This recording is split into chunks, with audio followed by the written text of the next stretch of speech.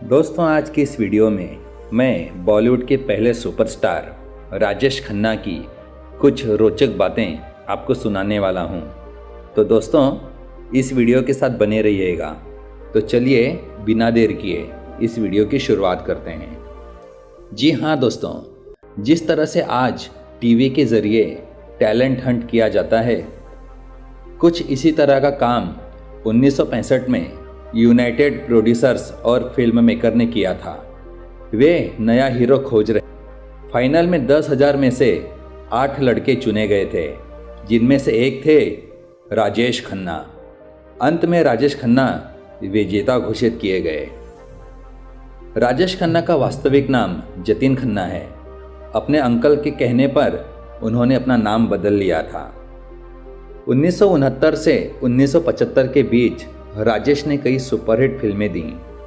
उस दौर में पैदा हुए ज़्यादातर लड़कों के नाम राजेश रखे गए। फिल्म इंडस्ट्री में राजेश को प्यार से काका कहा जाता था। जब वे सुपरस्टार थे तब एक कहावत बड़ी मशहूर थी, ऊपर आका और नीचे काका। 29 दिसंबर 1942 को जन्मे राजेश खन्ना स्कूल और कॉलेज के ज़माने से ही एक्टिंग की ओर आकर्षित हुए।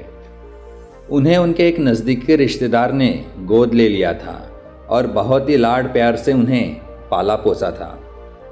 राजेश ने फिल्म में काम पाने के लिए निर्माताओं के दफ्तर के चक्कर लगाए। स्ट्रगलर होने के बावजूद वे इतनी महंगी कार में निर्माताओं के यहाँ जाते थे कि उस दौर के हीरो के पास भी वैसी कार नहीं थी। प्रतियोगिता जीतते ही राजेश का संघर्ष खत्म हुआ।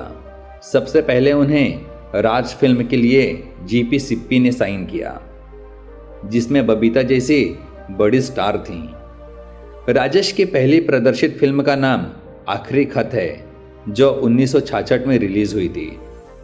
1969 में रिलीज हुई आराधना और दो रास्ते की सफलता के बाद राजेश खन्ना सीधे शिखर पर जा बैठे। उन्हें सुपरस्टार घोषित कर दिया गया और लोगों के बीच उन्हें अपार लोकप्रियता हासिल हुई।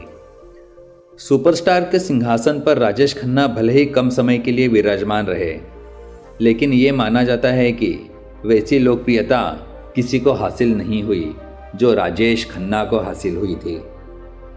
लड़कियों के बीच भी राजेश खन्ना बेहद लोकप्रिय थे। लड़कियों ने उन्हें खून से खत लिखे, उनकी फ़ोटो से शादी कर ली। कुछ ने अपने हाथ या जांघ पर राजेश का नाम गुदवा लिया। कई लड़कियां उनका फोटो तकिए के नीचे रखकर सोया करती थीं। वहीं स्टूडियो या किसी निर्माता के दफ्तर के बाहर राजेश खन्ना की सफ़ेद रंग की कार रुकती थी तो लड़कियां उस कार को ही चूम लेती थीं। लिपस्टिक के निशान से सफ़ेद रंग की कार गुलाबी हो जाया करती थी। निर्माता निर्देशक राजेश खन्ना के घर के बाहर लाइन लगाए खड़े रहते थे। वे मुंह मांगे दाम चुकाकर उन्हें साइन करना चाहते थे। फाइल्स के ऑपरेशन के लिए एक बार राजेश खन्ना को अस्पताल में भर्ती होना पड़ा। अस्पताल में उनके इर्द गिर्द के कमरे निर्माताओं ने बुक करा लिए ताकि मौका मिलते ही वे राजेश को अपनी फिल्मों की कहानी सुना सके। वहीं राजेश खन्ना को रोमांटिक हीरो के रूप में बेहद पसंद किया गया। उनकी आंख झपकाने और गर्दन टेढ़ी करने की अदा के लोग दीवाने हो गए थे। राजेश खन्ना द्वारा पहने गए गुरु कुर्ते खूब प्रसिद्ध हुए और कई लोगों ने उनके जैसे कुर्ते तक पहने थे। आराधना, सच्चा झूठा, कटी पतंग, हाथी मेरे साथी, महबूब की मेहंदी, आनंद, आन मिलो सजना, आपकी कसम जैसी फिल्मों ने आए के नए रिकॉर्ड बनाए। आराधना फिल्म का गाना मेरे सपनों की रानी कब आएगी तू उनके करियर का सबसे बड़ा हिट गीत रहा।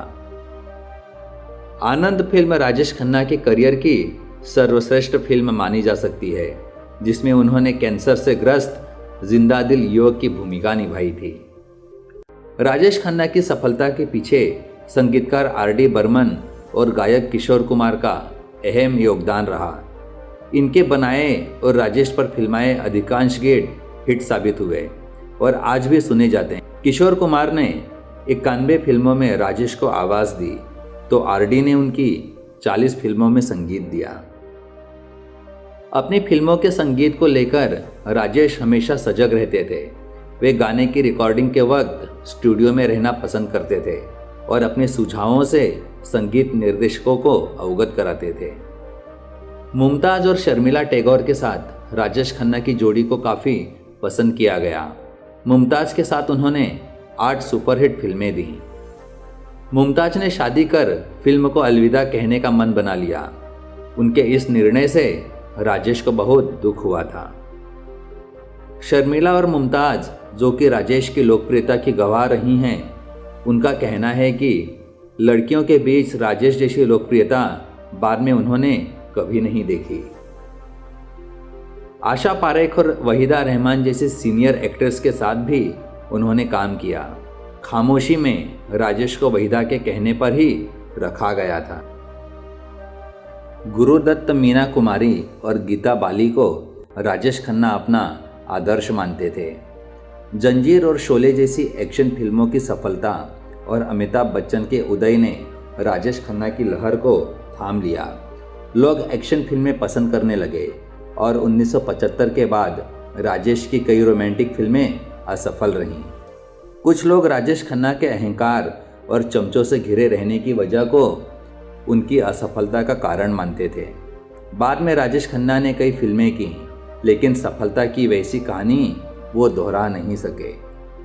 राजेश ने उस समय कई महत्वपूर्ण फिल्में ठुकरा दी जो बाद में अमिताभ को मिली। यही फिल्में अमिताभ के सुपरस्टार बनने की सीढ़ियां साबित हुईं।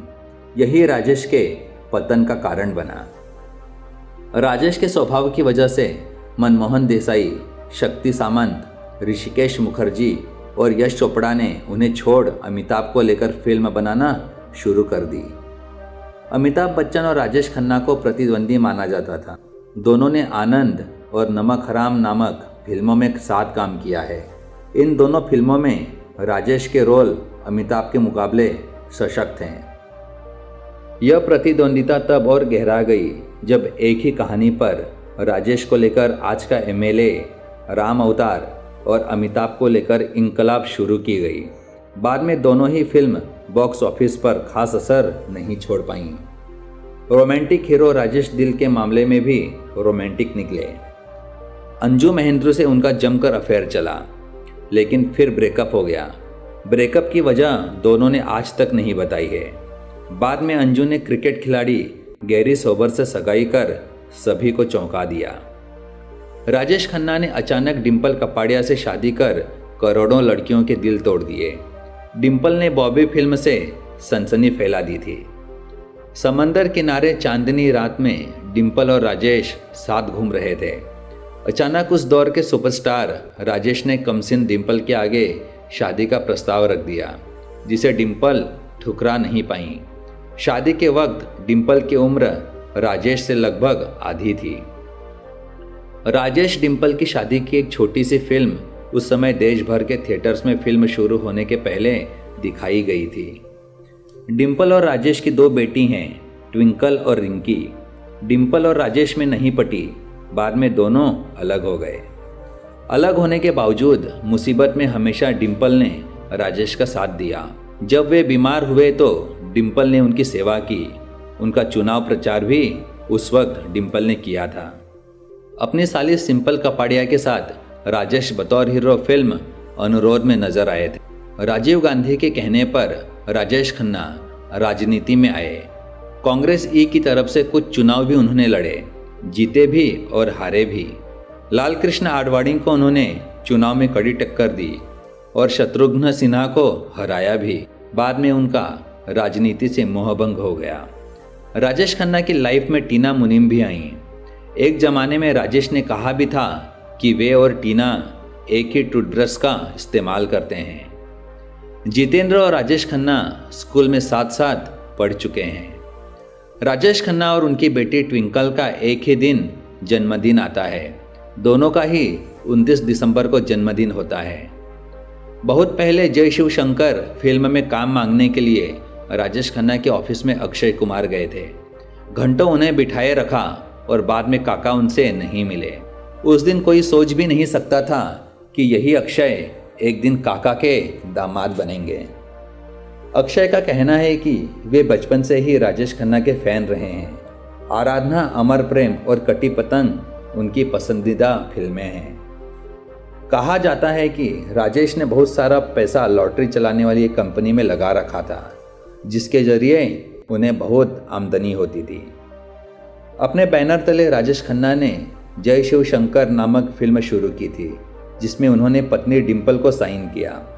आधी बनने के बाद फिल्म रुक गई और आज तक रिलीज नहीं हो पाई। राजेश खन्ना ने श्रेष्ठ अभिनेता का फिल्म फेयर पुरस्कार 3 बार जीता और 14 बार वे नॉमिनेट हुए। वर्तमान दौर के सुपरस्टार शाहरुख खान का कहना है कि राजेश ने अपने ज़माने में जो लोकप्रियता हासिल की थी उसे कोई नहीं छू सकता। 18 जुलाई 2012 को राजेश खन्ना ने अपने घर में आखिरी सांस ली।